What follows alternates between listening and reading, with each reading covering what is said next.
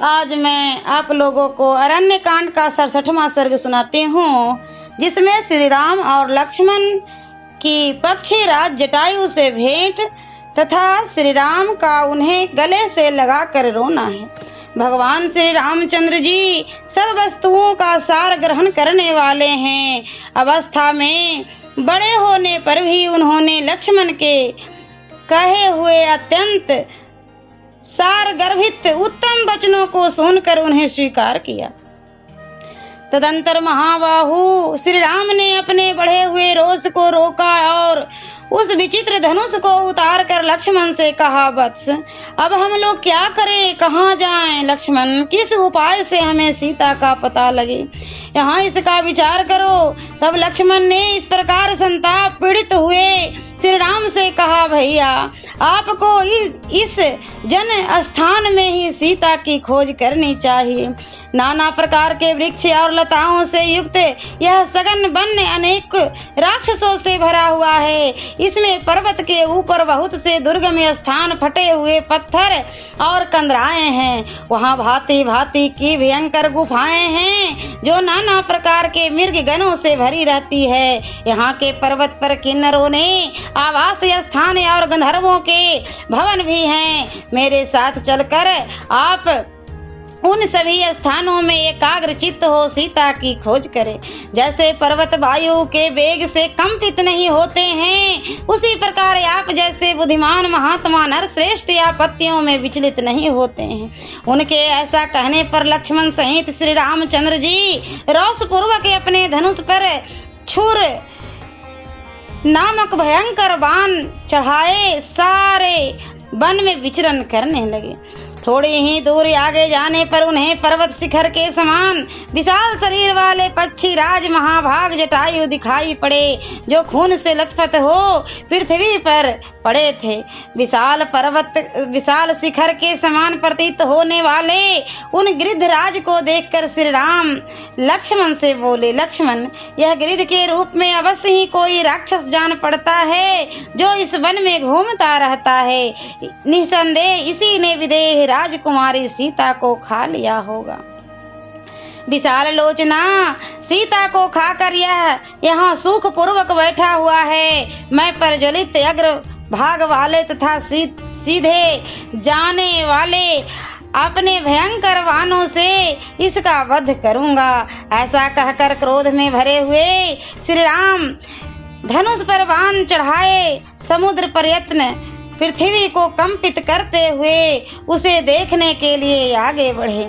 उसी समय पक्षी जटायु अपने मुंह से फेन युक्त रक्त बमन करते हुए अत्यंत दीन वाणी में दशरथ नंदन श्री राम से बोले, आयुष्मान इस महान वन में तुम जिसे औषधि के समान ढूंढ रहे हो, उस देवी सीता को तथा मेरे इन प्राणों को भी रावण ने हर लिया। रघुनंदन तुम्हारे इस लक्ष्मण के न रहने पर महाबली रावण आया और देवी सीता को हर ले जाने लगा। उस समय मेरी दृष्टि सीता पर पड़ी। प्रभु ज्यों ही मेरी दृष्टि पड़ी, मैं सीता की सहायता के लिए दौड़ पड़ा। रावण के साथ मेरा युद्ध हुआ। मैंने उस युद्ध में रावण के रथ और छत्र आदि सभी साधन नष्ट कर दिए और वह भी घायल हो पृथ्वी पर गिर पड़ा। श्री राम यह रहा उसका टूटा हुआ धनुष, ये है उसके खंडित हुए बाण और यह है उसका युद्धोपयोगी रथ जो युद्ध में मेरे द्वारा तोड़ डाला गया है। यह रावण का सारथी है जिसे मैंने अपने पंखों से मार डाला था। जब मैं युद्ध करते करते थक गया तब रावण ने तलवार से मेरे दोनों पंख काट डाले और वह विदेह कुमारी सीता को लेकर आकाश में उड़ गया। मैं उस राक्षस के हाथ से पहले ही मार डाला गया हूँ, अब तुम मुझे ना मारो। सीता के संबंध रखने वाली यह प्रिय वार्ता सुनकर श्री रामचंद्र जी ने अपना महान धनुष फेंक दिया और गिरिधराज जटायु को गले से लगाकर बेशोक से विवश हो पृथ्वी पर गिर पड़े और लक्ष्मण के साथ ही रोने लगे। अत्यंत धीर होने पर भी श्री राम ने उस समय दूने दुख का अनुभव किया। असहाय हो एकमात्र उधर श्वास की संकटपूर्ण अवस्था में पड़कर बारंबार लंबी सांस खींचते हुए जटायु की ओर देखकर श्री राम को बड़ा दुख हुआ। उन्होंने सुमित्रा कुमार से कहा, लक्ष्मण, मेरा राज छिन गया, मुझे वनवास मिला, पिताजी की मृत्यु हुई, सीता का अपहरण हुआ और ये मेरे परम सहायक पक्षी राज भी मर गए। ऐसा जो मेरा यह दुर्भाग्य है, यह तो अग्नि को भी जलाकर भस्म कर सकता है। यदि आज भरे हुए महासागर को तैरने लगूं तो मेरे दुर्भाग्य की आंच से वह सरिताओं का स्वामी समुद्र भी निश्चय ही सूख जाएगा।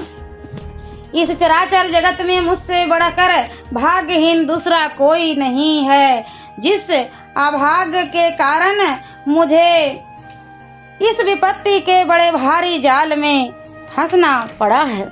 ए महाबली गिर्ध राज जटायु मेरे पिताजी के मित्र थे, किंतु आज मेरे दुर्भाग्यवश मारे जाकर इस समय पृथ्वी पर पड़े हैं। इस प्रकार बहुत सी बातें कहकर लक्ष्मण सहित श्री रघुनाथ जी ने जटायु के शरीर पर हाथ फेरा और पिताजी के प्रति जैसा स्नेह होना चाहिए वैसा ही उनके प्रति प्रदर्शित किया।